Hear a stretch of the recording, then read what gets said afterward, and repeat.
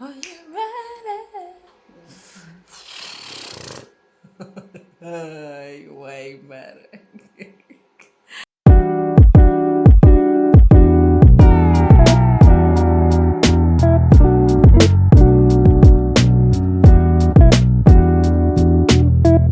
Welcome back to SegoB Breaks It Down, where we break down systems and structures that run our daily lives that we don't think about, even the ones we don't want to think about.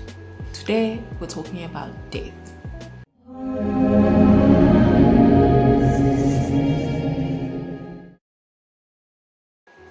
No, chummy, not the spooky part, the business part of it. That's right, South African funerals are not just a cultural ceremony. They are big, big business. So let's break it down. Funerals in South Africa are no small affair. Depending on where you are and how you want to send someone off, a basic funeral can cost you between 10 and 100,000 rand. Yep, you heard me right. A basic funeral can cost you as much as a car deposit. And if you want something themed or personalized, we are looking at upwards of R1 million. That's more than what most people make in a year. But yet, funerals are not something that we compromise on. So let's talk numbers. In 2005, oh sorry, 2003, in 2015, the funeral industry was worth 9.3 billion rands. Today, the funeral industry is booming. With a growth rate of 12%, both formal and informal businesses are fighting for a piece of the pie. The South African funeral industry generates an estimated 10 billion rand annually.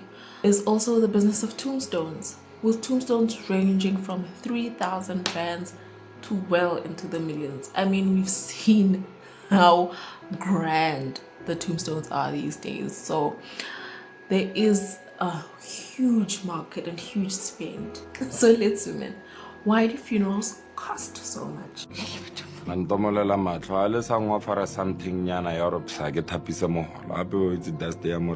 mean, we do things in the name of culture.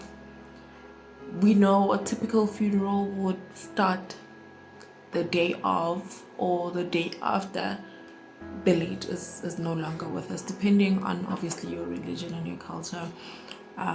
As we know, if you are part of the Islam community, date of death, date of burial are more or less the same. But we know in mostly African cultures, you will find that we spend an entire week preparing, welcoming people, people coming to grieve with us, to give us their condolences. And every single day there needs to be, if you've had a funeral in the family, especially close family, you find that people will come from, let's say someone passes away on a Tuesday, they'll come from Wednesday up until, if you're burying over the weekend, up until the day of the funeral. So you have people coming in every day. And culturally, we like to be of service. If somebody's coming to say, skalanati, you would want to give them something to say, listen, we appreciate that, we know that we're not alone, and we know that we're not the only people who have lost someone that we love. So you find that we serve tea, we cook every day. We have relatives and families and friends coming in and out on a daily basis. So that is a cost. That is a major cost. What I like to do is, if a friend or family or family friend or family of a friend say, okay, we've lost somebody, personally what I like to do is to go to the shops and get tea bags, coffee, milk, and send it to the family, because I know that is one thing that is immediate need. And you have people coming in and out, and then you have your relatives coming in to assist with preparations, and you need to feed them. It only makes sense that if people are coming to help you, that you feed them. And that is what happens. Then comes the day of the funeral, whether it is a Saturday or a Sunday. That is a major expense. Let's not lie, it is a big expense, and I've seen a lot of people cry out and speak about people to say, why are we not considerate? So for if you are watching from another country and you don't understand what matshidiso is, so it's like when somebody passes away, it's what people would normally do. And I mean, like this is what we used to do even when we were at school. If somebody's parent died, we would get a letter to say somebody's parent died, can we please bring 5 rands each, and we would each bring 5 rands and give it to the teacher, and the teachers would put the money together and send it to the family, just to say, if you need any assistance, we can use this. This is the little that the kids could give. Even as adults, I mean, in the workplace that we work, for us to say, look, we know that you're going through this, so here's we each maybe take out 100 rand, 50 rands, whatever you have. It's not even about the monetary value, it's the thought of saying, we know you are going to incur so many expenses, let us take care of at least one.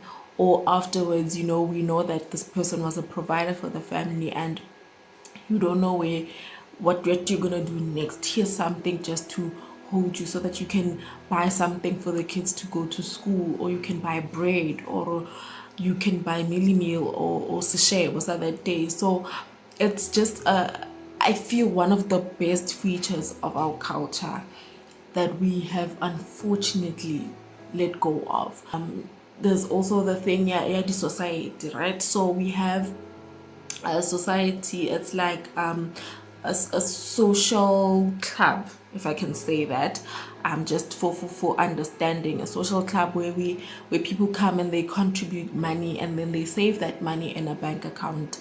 And should it happen that somebody loses a family member, so the family members that they have listed there, if that person dies, that person will come and tell the ladies to say, ladies, listen, or the gentlemen, I don't know if men have them as much as women, but they will come and say, listen, I've lost a loved one, and then the society will pay out to say, okay, this is how much we are giving you, just to show love, and obviously because you have been contributing, you have been a contributing member. Like I said, this is a matter of my opinion.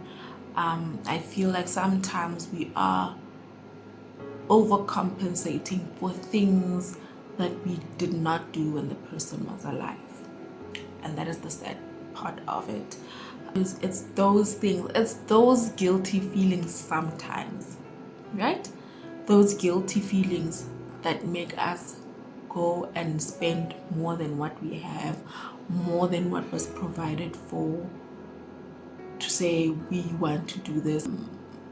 That happens a lot is if that person was of prominent stature. So this person had a position in the community, they had a position in their jobs, and standard, we want the standard of that person, the standard that that person lived by, to be the standard that they are sent off by. And speaking about the spending,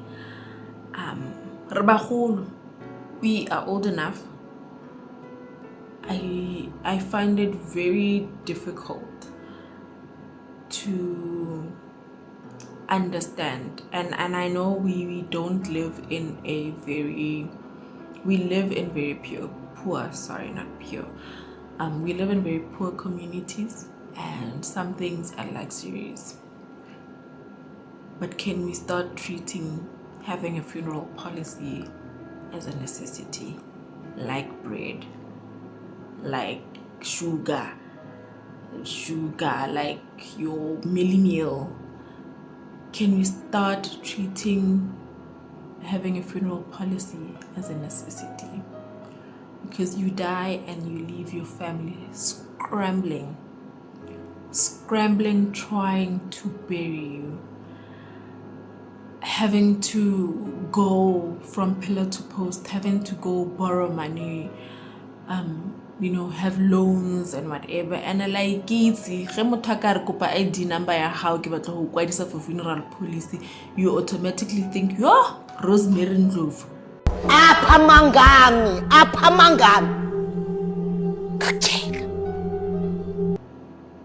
It's because we are avoiding those things of you dying. You don't have a funeral policy, you don't even have one at your work, and now we are having to go and raise a loan just to bury you. Okay, there are funeral policies out there, there are funeral parlors out there based on your bracket, your tax bracket. You can go and take out a policy that's 89 rands, even if it's not for your whole family, but just for yourself, just to ensure that when you are gone, your family can bury you without stress, without fuss. They can focus on mourning for you and sending you off and planting you back into the earth. Let your family not suffer because wena uja joy, unwa astropes, unwa Hennessy, ile wena go shootiwa di cricket. Hey, in the club it's you with the firelighters, but you don't have a funeral policy. How do you expect your family to bury you? Okay, what happens when you cannot afford a funeral?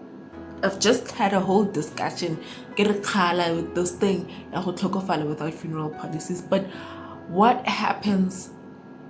It has happened. The person is gone. You don't have money. You have no means to go and borrow money to bury this person.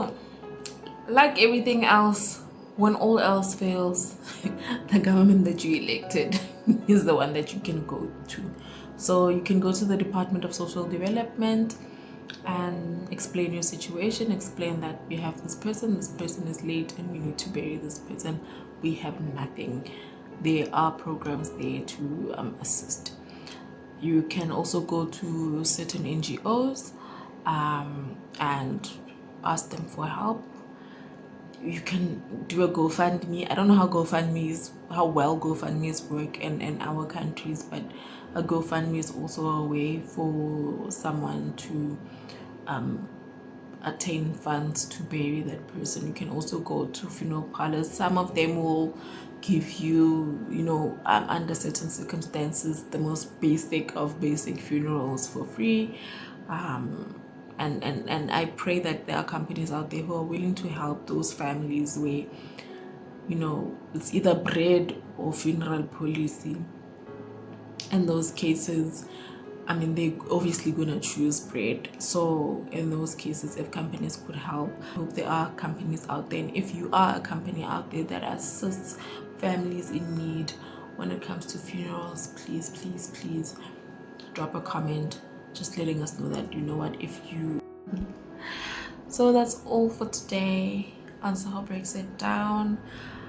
Don't forget to subscribe, turn on the notification bell, like and comment below your craziest or your experience with having lost a loved one, and the funerals and the big funerals that you've seen that we've seen around. So that is all. I hope you're all well. Take care of yourselves. Let's apply for the funeral policy. Your banks have them. Your insurance providers have them. Get yourself a funeral policy. All right, guys. Thank you. Bye.